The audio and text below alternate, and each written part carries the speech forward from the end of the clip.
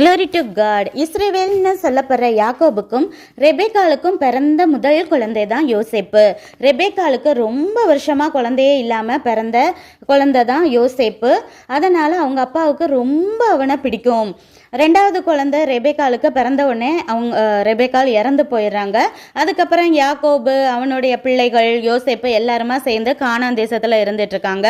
அப்போ கானான் தேசத்துல இருக்கும்போது யோசேப்புக்கு 17 வயசாகும் போது அவர் கூட பிறந்த அண்ணன்களோட, அதாவது யாக்கோபோட மறுமனை ஆட்டிகளான பில்கால் சில்பால் அவங்களுடைய பிள்ளைங்களோட சேர்ந்து ஆடு மேய்ச்சிட்டு இருக்கும் போது அந்த பசங்களாம் நிறைய தப்பான காரியங்களை செய்கிறாங்க. அதெல்லாம் அவங்க அப்பா கிட்ட வந்துட்டு தைரியமா சொல்லி கொடுக்குறாரு. அந்த பசங்கள்லாம் இவரை விட ரொம்ப வயசுல மூத்தவங்க, ரொம்ப முரட்டு பசங்களா இருக்கிறாங்க. ஆனாலும் அவங்க செய்யற தப்பை வந்து தைரியமா யோசேப்பிட்ட சொல்ற அளவுக்கு அவர் எப்பொழுதுமே ஒரு தைரியம் வாய்ந்தவரா இருந்தாரு.